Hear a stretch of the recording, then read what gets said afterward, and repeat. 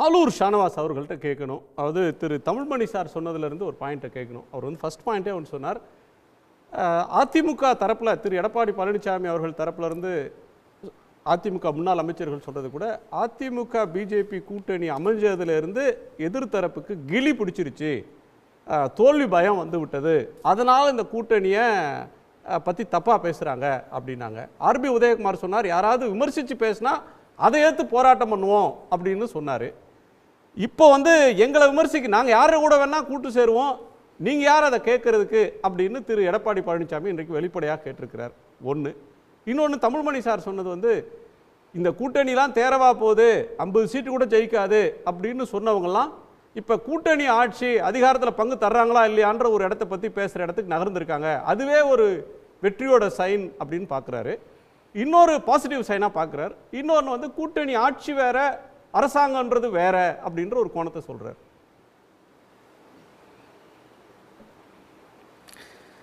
அந்த சரத்குமார் வடிவேல் நடித்த காமெடி தான் நினைவுக்கு வருது. தங்கப்பதக்கமா தங்கப்பதக்கமா அப்படிங்கிறது தான் அவர் சொல்கிறது. பாஜக அதிமுக கூட்டணி ஆட்சி, இவர் சொல்கிறது பாஜக அதிமுக கூட்டணி சேர்ந்து ஆட்சியை பிடிக்கும். இப்போ இதில் அமித்ஷா சொன்னது என்னங்கிறத முக்கியமானது. அமித்ஷா சொன்னது தங்கப்பதக்கம்தான், கூட்டணி ஆட்சி தான். தெளிவாக ஸ்ரீகாந்த் அதை தமிழில் மொழிபெயர்த்து சொல்லிவிட்டார். அந்த இடத்துலையே அமித்ஷா பேசிய இந்தி எடப்பாடிக்கு புரியாமல் இருந்திருக்கலாம், ஆனால் தமிழ் மொழிபெயர்ப்பு ஸ்ரீகாந்த் சொல்லும்போது தெளிவாக தான் சொன்னார், அது எடப்பாடிக்கு புரிஞ்சிருக்கும். ஆனால் ஒரு வார்த்தை கூட எடப்பாடி அந்த இடத்தில் எதுவும் பேசவில்லை, ஆமோதித்து கொண்டார். அமித்ஷா பேசியதை ஒப்புக்கொண்டார். அவங்க 2 பேரும் கலந்து பேசிதான ஒரு முடிவு எடுத்திருப்பாங்க அப்படின்னு இங்கே வாதம் வைக்கப்படுகிறது. கலந்து பேசி எடுக்கப்பட்ட முடிவை 2 பேரும்ல அறிவிக்கணும். செவத்தை பார்த்து பேசிட்டு வந்திருக்க மாட்டார்ல அமித்ஷா, தனக்குத்தானே பேசிட்டு வந்திருக்க மாட்டார்ல. எடப்பாடியோடு கலந்து பேசிட்டு தானே அங்கே வந்து உட்கார்ந்துருக்கிறாரு. அப்போ கலந்து பேசி பத்திரிகையாளர்களை சந்திக்கிறார்கள் என்றால் 2 பேரும் பேசியிருக்கணும். ஆனால் 2 பேரும் பேசல, ஒருத்தர் தான் கூட்டணி அறிவிப்பு. அந்த ஒருத்தர் பேசி 2 பேரும் செஞ்சது அறிவிச்சு ஒரு கூட்டு பிரகடனம் 2 நாட்டு தலைவர்கள் சந்திச்சா joint statement, joint press conference பண்றது மாதிரி இந்த 2 பேரும் சேர்ந்து பேசி இருந்திருக்கணும்ன்றீங்களா? அமித்ஷா மட்டும் அறிவிச்சதா ஏடிஎம்கேவை பைண்ட் பண்ணாதுன்றீங்களா? இல்லைங்க, கூட்டணி தலைவர் பேசியிருக்கணும்ல. எல்லாரும் பேசுறதுக்கு வாய்ப்பு இல்லை, அதை புரிஞ்சுக்கிறோம். ஒரு 10 கட்சி இருக்கக்கூடிய கூட்டணியில் 10 கட்சி தலைவர்களும் பிரஸ்ஸில் வந்து ஒரே நேரத்தில் பேச முடியாது. ஆனால் ஆட்சி யார் தலைமையில் அமைய போகுதுன்னு நீங்கள் ஒரு ஆளை காட்டுகிறீர்களோ, இவர் தலைமையில் தான் கூட்டணின்னு சொல்கிறீங்களோ, எந்த மாநிலத்தில் வந்து இந்த மாநிலத்துக்கு இவர் தான் தலைவர், அவர் பின்னாடி தான் நாங்கன்னு சொல்கிறீங்களோ, அந்த தலைவர் ஏன் பேசலைன்னு கேட்குறேன். அந்த ஆட்சியை நடத்த போகிற அந்த ஆட்சி தலைவர், அந்த கூட்டணி தலைவர், அவர் ஒரு வார்த்தை பேசாமல் கூட்டணியை அறிவிச்சிட்டு போறீங்களே, இது என்ன நியாயம் அப்படிங்கிற ஒரு கேள்வி இருக்குல்ல. அப்ப என்னன்னா, அதிமுக பாஜக உறவு என்பதை வெளியிலிருந்து யாரும் விமர்சிக்கிறது இல்லை. அதிமுகவுக்கு உள்ளிருந்து தான் எதிர்ப்பு குரல்கள் வந்துச்சு. பாஜகவோடு சேர்ந்தா அது தீக்குளிப்பதற்கு சமம்னு சொன்னது யாரு? ஜெயலலிதா அம்மா மறைந்த உடனேயே இல்லை மருத்துவமனையிலேயே வந்து வெங்கைய நாயுடு வந்து நின்று எங்களுக்கு வழிகாட்ட ஆரம்பிச்சிட்டாரு அப்படின்னு சொன்னது யாரு? நாங்கள் என்ன பாவமாக செஞ்சுருக்கிறோம் பாஜகவோட தொடர்ந்து கூட்டணியில் இருக்கிறதுக்கு அப்படின்னு சொன்னது யாரு? சிவி சண்முகம் என்ன சொன்னார்? ஜெயக்குமார் என்ன சொன்னார்? ஈரோட்டில் செங்கோட்டன் என்ன சொன்னார்? 40,000 ஓட்டு போச்சுன்னாரு. இவர் ராயபுரத்தில் 40,000 ஓட்டு போச்சுன்னாரு. அப்போது பாஜகவை சேர்த்து கொள்வதனால் அதிமுகவுக்கு சிக்கல் என்று சொன்னது முழுக்க அதிமுக தலைவர்கள். ஒவ்வொருத்தரும் வாக்குகளை எண்ணி சொன்னாங்க, இத்தனாயிரம் வாக்கு போச்சு, அத்தனாயிரம் வாக்கு போச்சு, இதனால நான் ஜெயிக்கல, இதனால நான் தோத்து போயிட்டேன் அப்படின்னு சொன்னது முழுக்க அதிமுகவை சார்ந்தவர்கள். ஆனால் அதையெல்லாம் மீறி அந்த கள நிலவரம் தெரிந்த பிறகும் கூட எடப்பாடி போய் இன்னைக்கு வந்து கூட்டணிக்கு ஒத்துக்கிறாருன்னா அது நெருக்கடியினால் மட்டும்தான். அவருடைய உடல் மொழியே காட்டி கொடுத்துருச்சு, அவர் பேசாதது காட்டி கொடுத்துருச்சு. அப்போ முழுக்க முழுக்க நிர்பந்தத்தின் அடிப்படையில், கட்டாயத்தின் அடிப்படையில் அவர் அங்கே அமர வைக்கப்பட்டார் என்பதுதான் உண்மை. மற்ற கதைகள்லாம் அதில் வந்து பேசி பயனில்லை. ரொம்ப முக்கியமாக காமன் மினிமம் ப்ரோக்ராமை பற்றி பேசுகிறாங்க. இப்போ எந்த காலத்தில் அதிமுக பாஜகவோடு அணி சேர்ந்த போது அல்லது வேறு யாரோடையாவது சேர்ந்த போது பொது செயல் திட்டத்தின் அடிப்படையில் ஒரு அக்ரிமெண்ட்டை போட்டாங்க சொல்லுங்க? அப்படி ஒரு ஹிஸ்டரி இருக்கு. அதிமுகக்கு அப்படி ஒரு வரலாறு இருக்கா? திமுகக்கு அப்படி ஒரு வரலாறு இருக்கு. அதுல ரொம்ப கடுமையாகவும் இருந்தாங்க, அதை கடைபிடிக்கவும் செய்ய வச்சாங்க. அவங்களோட கூட்டணி இருந்த வரைக்கும் பிஜேபி இன்னைக்கு பேசக்கூடிய விஷயங்கள் எல்லாம் அன்னைக்கு பேசல. ஆனால் அதிமுக என்னாச்சு? அதிமுக இழுத்த இழுப்புக்கு பாஜக வந்ததா, பாஜக இழுத்த இழுப்புக்கு அதிமுக போனதான்னு பார்த்தா அதிமுக இழுத்த இழுப்பு எதுக்கும் பாஜக வரல, அதிமுக இழுக்கவும் இல்லை. ஆனால் பாஜக இழுத்த இழுப்பு அனைத்துக்கும் அதிமுக போனது. ஜிஎஸ்டியில ஒத்துக்கிட்டாங்க, கையெழுத்து போட்டாங்க. உணவு பாதுகாப்பு சட்டத்தில் கையெழுத்து போட்டாங்க, உதயமின் திட்டத்தில் கையெழுத்து போட்டாங்க, நீட்டு விலக்கு பெற முடியாத நிலையை உருவாக்குனாங்க.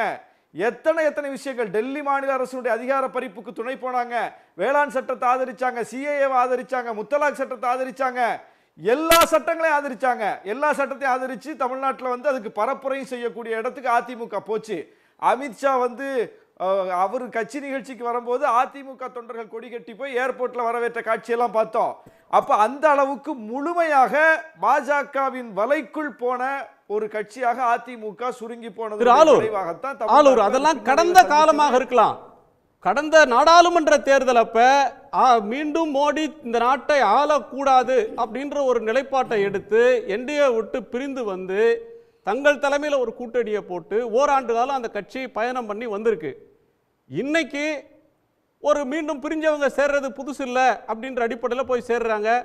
இதுவரை ஏன் பிரிஞ்சோம், பிரிந்த பிறகு என்னென்னலாம் செஞ்சோம், என்னென்ன காரணங்களுக்காக பிரிந்தோம், ஏன் மீண்டும் சேர்றோம், என்ன அரசியல் சூழல் மாறி இருக்கு, இப்போ என்ன உத்தரவாதம் தந்திருக்கிறாங்க, எந்த அடிப்படையில் இந்த கூட்டணி உருவாகி இருக்கு அப்படின்னு தொண்டர்களுக்கு மக்களுக்கு சொல்லணுன்றது கூட ரெண்டாம் பட்சம். தன் கட்சி தொண்டர்களுக்கு திரு எடப்பாடி பழனிசாமி அவர்கள் விரிவான அளவில் ஒரு விளக்கத்தை தந்தா அதை நம்ம மேலதிகமாக அதை பேசுறதுக்கு வாய்ப்பு இருக்கும். இப்போ பாயிண்ட் அமித்ஷா சொன்னதை ஊடகங்கள் தவறாக சொல்றீங்க, கூட்டணி ஆட்சி இல்லை அப்படின்னு திரு எடப்பாடி சொல்றாருன்னா தன்னோட நிலைப்பாட்டை அவர் கராரா சொல்றாரு, பிஜேபியோட நிர்பந்தத்துக்கு அவர் பணியவில்லை அப்படின்னு புரிஞ்சுக்க முடியாதா? அதுக்கு பணியாம இருந்தவங்கள்ட்ட வேணா நீங்க அதை எதிர்பார்க்கலாம். பணிந்து பழக்கப்பட்டவர்கள்ட்ட எப்படி இவங்க துணிந்து நிற்பார்கள்னு நீங்க நம்ப சொல்றீங்க? அதுக்கு தான் நான் சொன்னேன், பாஜக வேணா தன்னுடைய நிலைப்பாட்டில் சாதிச்சிருக்கு. அதிமுகவுக்கும் பாஜகவுக்குமான உறவுல அந்த ட்ராக்கை பார்த்தா பாஜக சாதிச்சிருக்கு. அதிமுக என்ன சாதிச்சது? அதிமுகவினுடைய கொள்கை எதையாவது பாஜகவை ஆதரிக்க வச்சாங்களா, அல்லது பாஜகவை சைலண்ட் மோடுக்காவது போக வச்சாங்களா? ஐயோ இதை பேசாதீங்க, இங்க சிக்கலா போயிடும், நீங்க கொஞ்சம் அமைதியா இருங்க அப்படின்னாவது மும்மொழி கொள்கை விஷயத்துல, அப்புறம் நீட்டு விஷயத்துல பல விஷயங்கள் இருக்கு இல்லையா தமிழ்நாடு சார்ந்த அதிமுகவின் கொள்கை.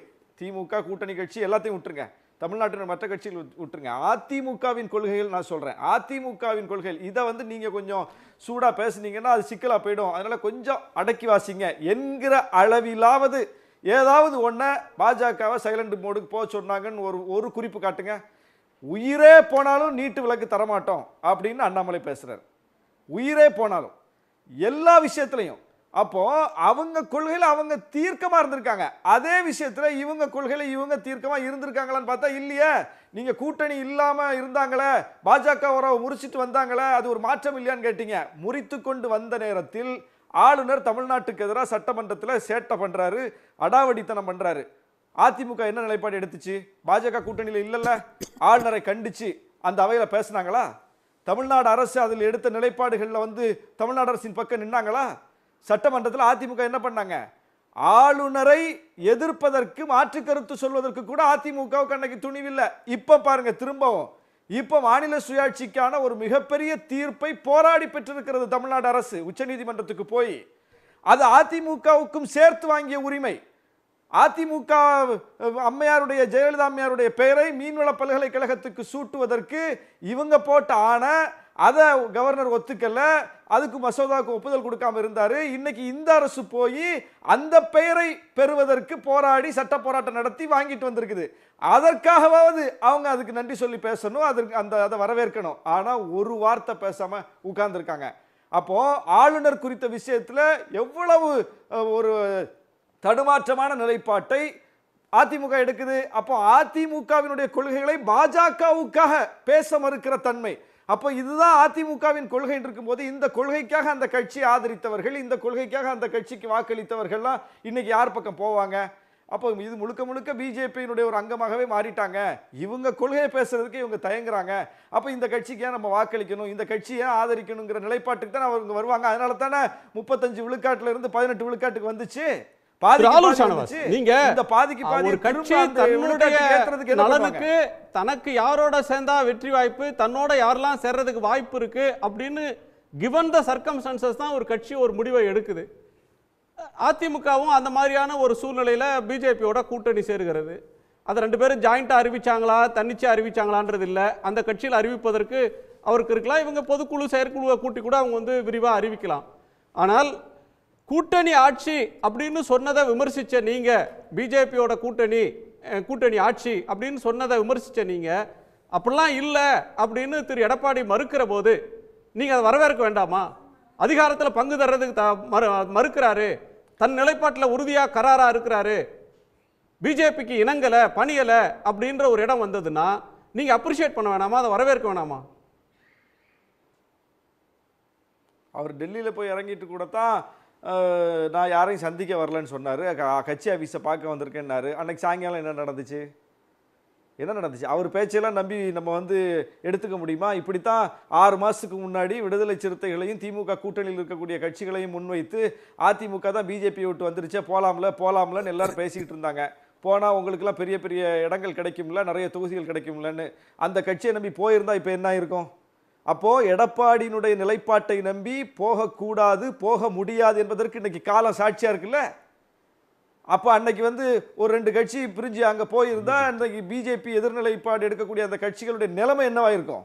அப்போ எடப்பாடியை நம்பி எந்த காலத்தில் யார் எந்த நிலைப்பாடு எடுக்க முடியும்? ஏன்னா அவரால் முடிவெடுக்கும் நிலை இல்லை, முடிவெடுக்கும் நிலையில் அவர் இல்லை. அவரே விரும்பினால் கூட அந்த முடிவை எடுக்க முடியாது. உண்மையிலே சொல்லப்போனால் அவருக்கு உடன்பாடு இல்லை.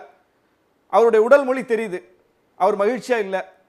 அவர் வந்து பிஜேபி இல்லாத ஒரு அணியை உருவாக்கணுங்கிறதுக்கு தான் முயற்சி பண்ணார், அதை நம்ம மறுக்கல. ஆனால் அவரே நினைத்தாலும் அதை செய்ய முடியாது. அந்த கட்சியின் தன்மை இன்னைக்கு அப்படி இல்லை. அதில் ஃபேக்டர்ஸ் உருவாயிட்டாங்க.